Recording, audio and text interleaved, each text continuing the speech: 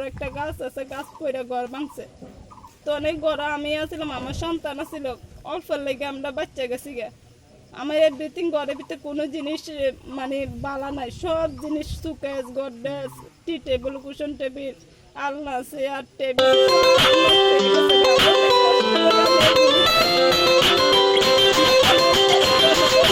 কত কষ্ট দিন মজুরি কামাই করে আমার রান্না খাবো, কত কষ্ট করে চলে সংসার চালাইতেছি। আমি অনেক দুঃখিত, কিন্তু আপনারা। আপনার স্বামী কি করে? আমার স্বামী আর আরেকজনের দোকানে কর্মচারী থাকে। তো এখন আপনি কি চাইতেছেন? আমি চাইতেছি যে সরকারের কাছে আমার একটা আবেদন, আমি ঘর বাড়ি কিচ্ছু না, আমি কই থাকুম কই খামু, বাচ্চারা লইয়ে কেমনে আমি চলুম।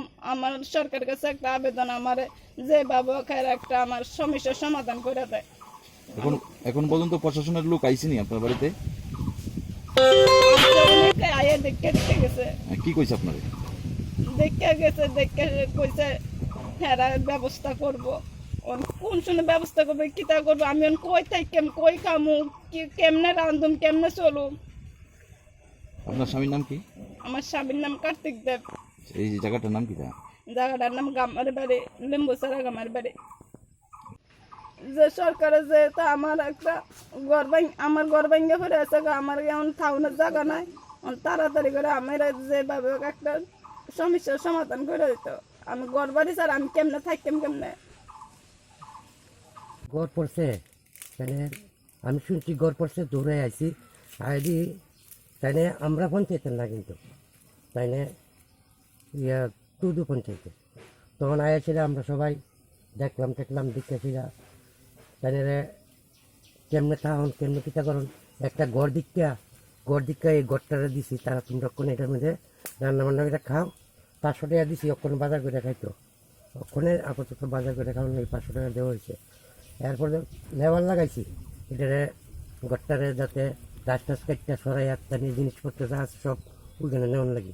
তারপরে তাই আমরা কইছি যে দেখেন আমরা সরকারি যে সাহায্য, এই সাহায্যটা আমরা অতি সত্বর দেওয়ার জন্য আমরা চেষ্টা করবো বা আমরা দিমই, এমন একটা প্রোগ্রাম। যখন তাদের তো বর্তমানে তাদের কোনো থাকার কোনো জায়গা নেই জায়গাতে, তো আপনারা কি ব্যবস্থা করছেন? ঘরের ব্যবস্থা করছি। কোন জায়গায়? ওই ইট পাশেই এখানে একটা ঘর আছে, খালি ঘর। এই খালি ঘরের মধ্যে তারা থাকার জন্য দিছি, এনে রান্না বান্না করে খাওয়ানো লাগে। আগামী দিনে কি করবেন?